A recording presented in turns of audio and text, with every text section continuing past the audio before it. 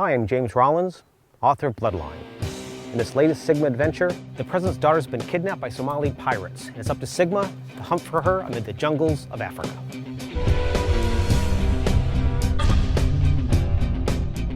In Bloodline, I introduce a new character, Tucker Wayne. He's a former Army Ranger who served 2 tours of duty in Afghanistan. And following a bloody battle, he leaves disillusioned, but he brings along with him his war dog, Kane. Now, I love this relationship between war dogs and their handlers. Handlers actually have this phrase, it runs down the lead, which basically means that their emotions between dog and handler merge together, binding them even tighter than any leash. Now, war dogs go back to 4000 BC, to the time of the Egyptians when dogs were used in battle. Now, the modern incarnation of the war dog for the United States goes back to World War I, but still continues strong today, including Cairo. He's a war dog that was involved with the takedown of Osama bin Laden. Now, I was lucky enough, back about 2 years ago, to do a USO tour to Iraq and Kuwait, and there I actually got to see war dogs in the field. I even met a veterinary school classmate of mine who was working for the veterinary corps. And after that experience, I knew I wanted to write a book about those war dogs and their handlers. Before I was a novelist, I was a veterinarian.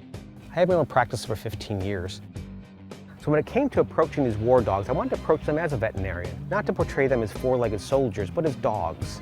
And I actually wrote some scenes from the dog's perspective, where I tried to capture what it is really like to be a war dog, paint a portrayal of how dogs experience that world, what it's like to function in combat with those unique talents and skills and senses of a dog.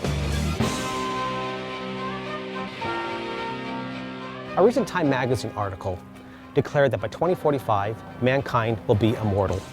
Now, at face value, I thought that was a wild claim. I thought there's no way that could be true. But it sent me on a year-long and chilling investigation into the sciences behind life extension.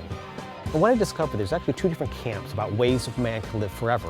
One is moving man into machines, moving our consciousness into the synthetic arena. The second is moving machines into man, using nanotechnology to create artificial organs. But what I actually discovered was something even more terrifying. There's actually a third path to immortality, one that's involved in genetic manipulation, into realms that are both frightening and inspiring. This third path to immortality reveals a frightening scientific truth about the nature of mankind, that immortal beings are walking amongst us today. If you want to learn how to live forever, read Bloodline.